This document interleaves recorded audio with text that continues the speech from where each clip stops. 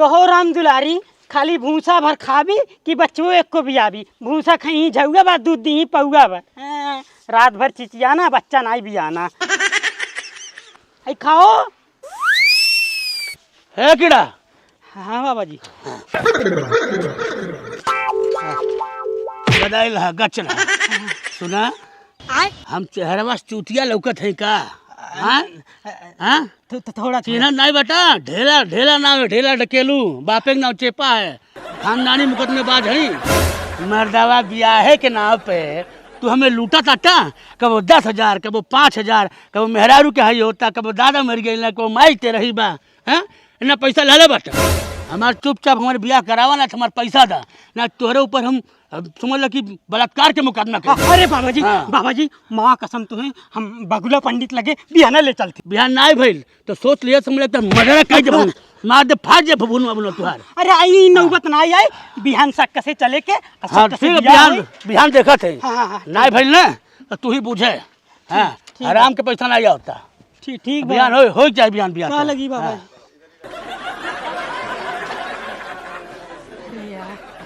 बाबा बियाह करावे पड़ी ससुरा मुआ डारी हमें। अरे कहाँ मर गई ले रे ना सुनलू का हाजी का चिल्लाती रहुआ। अरे कहा ताटी कि पतरवा ला एक तू लड़की के हाथ देखे के बा राउर तो बस इहे काम बा ओ मेहरारू के ए मेहरारू खाली हाथे देखे बा 2 पैसा कमाए के तो बा नहीं ना आज तक 4 पैसा कब हमारे हाथे माइल बा और ना आई। अरे बिना लैले घर के खर्चा चलत बा वो तो पते बा हमरा कैसे चलता बुझ लिया पंडित जी अगर आज कमा के ना आइला 4 पैसा तो हम नैहर चल जाए बिहान दिमाग में बैठा लो। हे भगवान अरे हम भूख बहनी करा दा नहीं तो हमें घर में घुसे न दे। बाबू हमार बिहावा हो जा बस कैसे हो जा तू जोन कहबो उन्ना पैसा दे दे। अरे अब हम कह दे हम लड़ुआ नहीं मरल चाहते नहीं मरल।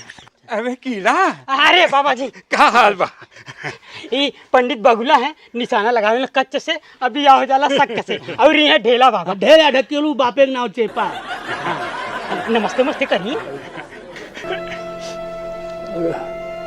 पंडित जी गड़वा पर उठाई। अरे ठीक बा कोनो अरे हो गई अरे भाई अरे पंडित जी कुर्सी मंगाई देखा थी इनके भर के अकेले ही है बा।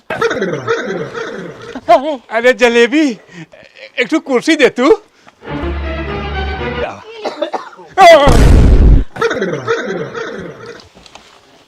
मेरा मर कही वाला बतिया। अरे ये तो सबके की रीति रिवाज है बताई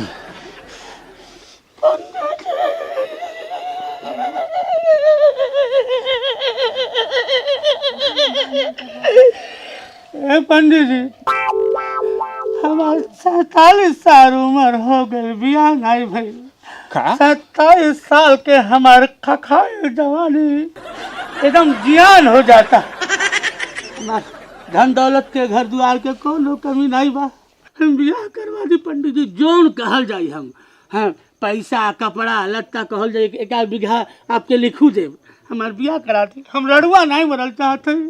हाँ करा दी कैसो। अरे हम तो जनली कि अपने बेटा बेटी के लिए आयल बाड़े ई उम्र में मुंह में दांत नहीं पेटे में हाथ नहीं गोड़ कबर में लटकल बा अब तोर बियाह खाली चैला घाट पे होई।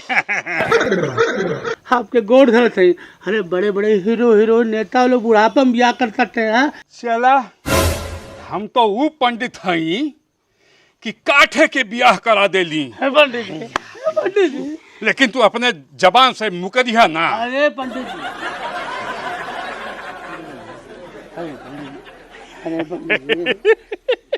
पंडित जी हम भी आए तैयारी करती पंडित जी।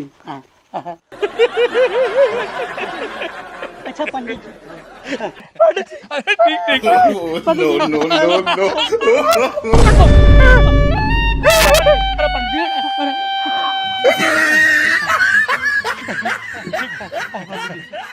बेहोदा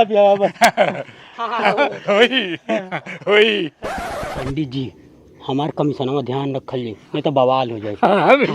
ठीक है नमस्ते। अच्छा तो ये बतावा कबले खेते खेते मेड़े मेड़े गावे गावे घूमल जाई बियाहवा कब करे बा। अरे डार्लिंग क्यों चिंता करती हो तुमको हम रानी बना के रखेंगे, तुम बड़े बंगला में तुमको रखेंगे। सुनो ना, तुमको हम दिलवा में चुरा के रखेंगे। अरे तू दिलवा में बाद में चुरा के रखिया, पहले पैंट सिलवाला या तो बेल्ट खरीद। अरे वो तो हो जाई, शुभ काम में देरी का बा। चलो बगुला बाबा की यहाँ तुरंते गाना बना देखा के आ तुरंते शादी रचा लिया। सही में? हाँ। तो चला। अरे हम पागी हमारे यार पागी आ संगे संगे पूरा पटीदार पागी। बकलोल कर। अरे जाने मर क्यों गुस्सा करती हो? मेहरारू से दुनिया हारल बा, देखा का करे पड़त बा।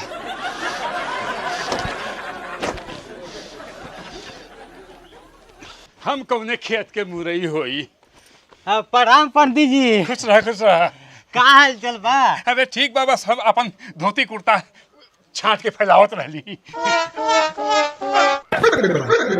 पंडित जी आपके कुर्तवा तो पेटीकोटे खान लगा था। अरे कुछ तुम्हें ऐसा दिखा ला, चला। अच्छा बुझ गए नहीं हमारे हुए काम हो ना शादी होने के बाद। चलिए आए। बतावा का बात बा? पंडित जी हमारा हाथ देख के बताई कि हमारा सुहाग रात कब मनी। सुहाग रात? अरे पहले बियाहवा होई तब सुहाग रात के बात आई ना। बता हुए बियावा देख ली कब होई। हाँ। हस्त रेखा भाग्य रेखा सब तुम्हारा ठीक है, मगर तुम्हारे विवाह में बहुत बड़ा दोष है। दोस्त? हाँ मतलब? अरे विवाह में सबसे बड़ा बाधक बकर दोष है तुम्हारे ऊपर। बकर दोष? हम तो मंगल दोष सुन ले रही। अरे वहू से बड़ा ये बकरा दोष है। अरे तो एक कौन उपाय?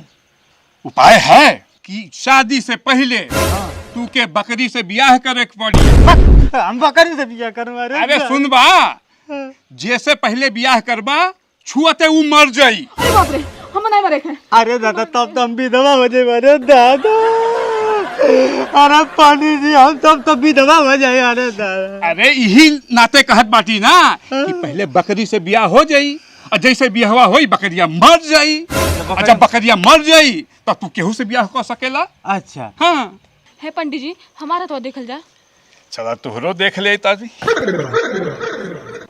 अरे बाप रे बाप, दोनों लगभग एक के मेर। तुहरो साथ ऐसे है कि जैसे ब्याह कैलू और जैसे छुअलू तैसे वो मर जाई। पंडित जी हम नहीं पढ़ो। अरे दादा है पंडित जी एकर कोनो उपाय बा?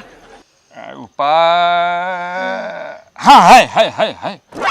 सबसे बढ़िया एक उपाय ई बा कि कौनो बूढ़ पुरनिया देख के जेकरे धन जायदाद कुल हो ओसे ब्याह कला। अब ब्याहवा करते मर जायू। तो ऐसन बूढ़ मिली कहाँ? हाँ है। हाँ। ओकरे खूब ढेर कुल पैसा कौड़ी धन जायदाद कुल बा। धन जायदाद? हाँ। पैसा? अरे जैसे ब्याहवा होई और जैसे छुईबू तैसे वो मर जाई। तब ब्याह हो कल ना। हाँ ओकर बाद तो सब दोष मिट जाई। फिर हमें तो जो ब्याह कर सकीला। बिल्कुल घर जायदाद कुल मिल जाई। ठीक है पंडित जी। हाय ले अपन दक्षिणा। ठीक है। ओम भूर्भुवः स्वः तत्सवितुर्वरेण्यं भर्गो देवस्य धीमहि धियो यो नः प्रचोदयात् स्वाहा। अब वर वधू एक दूसरे को जयमाल पहनावे। ठीक है बाबा जी। तन पकड़ ले बुआ अपन सौतिनिया के। अरे बकरी पा के तुम्हारा जीवन धन्य हो जाए।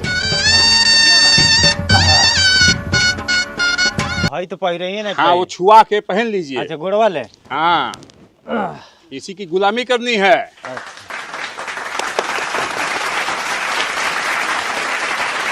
हाँ अब आप लोग फेरे लीजिए। अच्छा। मंगलम भगवान विष्णु मंगलम गरुड़ध्वज मंगलम पुंडरीकाक्ष मंगलाय तनोहरि। सर्वमंगल मांगल्ये शिवे सर्वार्थ साधिके शरण्ये त्र्यंबिके गौरी नारायणी नमोस्तुते। अब फेरा संपन्न हो गया। हाँ पंडित। अब सिंदूर दान करिए। सिंदूरदानं समर्पयामि, सिंदूरदानं समर्पयामि। साली है तुम्हार साली छोटकी साली है तुम्हार। अच्छा अच्छा। 7 बार सिंदूर हो। आयुष्मती बकरी कुमारी चिरंजीव गोबरी प्रसाद संग घचड़ पचड़ पाणी ग्रहण संस्कारम समन्वितः। अब पंडित जी अब शादी संपन्न हो गई ना? अरे अभी कैसे शादी संपन्न हो गई? अब शादी कर अरे बिना सुहाग रात मनाए ई छेपक ना मिटी। अरे दादा कौन जमाना आ गया मेरे दादा, अब बकरी से सुहाग रात मनाई। अरे बाप बाबा लोग का कही हमरा के। अरे दादा सुना ना एक दिन के बाद बा, एक दिन के बाद, अरे दादा एक दिन के बाद बता। एक दिन के बाद बा कैला ना, फिर जीवन भर तू हमरे साथे रहिया। चल ठीक बोले। आओ डाली। अरे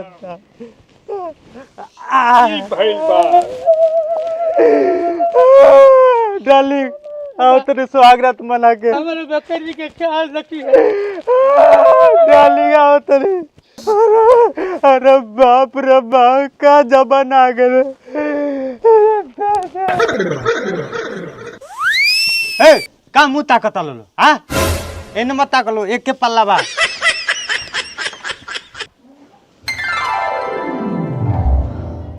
इतना बड़ा घर ढेलवा के, बाप रे बाप। वार गोबरी बकरिया के छुई है, बकरिया आज मरिए जाई।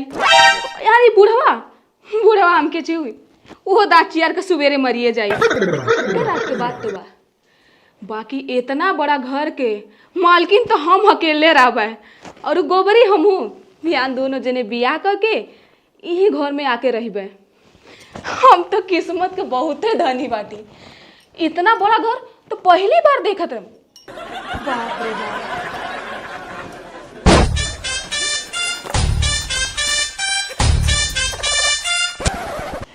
हमार पहली बार बियाह भइल है।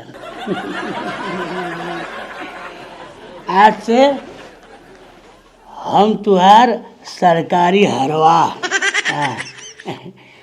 लुगरी के रंग पियर, हे पियर लुगरी के रंग पियर, जादू चला रहल बा। लागे कि हमरे करजवा पे केहू हथौड़े से घम घम घम घम घम घम घम मार रहल बा। ए वो करजा हम तुहार सगे बता रहे। तो मैं मेहरारू हूँ ना? हाँ तोहरे खानी हमार बाबूजी भी बाड़े। तुम्हार बाबूजी हमें, हम तुहार बता रहे हैं, मतलब हंसबैंड है। हम बहुत दिन बाद मेहरारू देखलिए, चूहे पहली बार चूहे बोली। का भइल? खुशी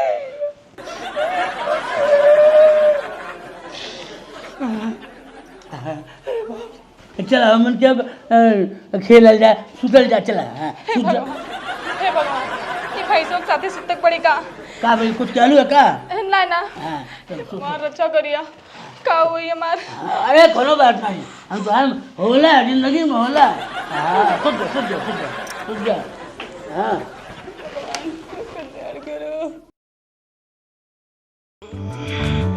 अरे कहाँ गई ठेलवा? ठेल ये तो नीचे पड़ा का भइल? ए ठेला मर गेल का? अरे बाप रे मर गई। अच्छा भाई हम जल्दी से डिगोबरी के फोन करके बता दी ढेलवा मर गई। अभी घर का जल्दी से मालकिन बन जाए हम। हेलो अरे गोबरी जानू हाई ढेलवा मर गई, हम विधवा हो गई। तू जल्दी से आ जा और काम पंडित के लेके आ जा। जल्दी से हम लोग ब्याह कर ले जाई और जल्दी घर के तू राजा हो जाइबा। हाँ आओ ना जल्दी से।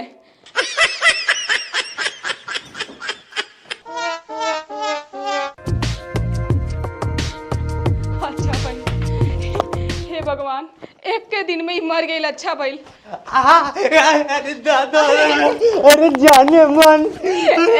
पंडित जी अब बतावा हम लोग के बियाह करेंगे। ये तो मर गई जैसे तू काले रहला। ये मूर्ख नया नया रान भैलू है, तनी रो के शुभ कैला। अरे राजाऊ ये बात एक दिया तू मर गई राजाऊ। बतावा जी यार क्या चली गईला।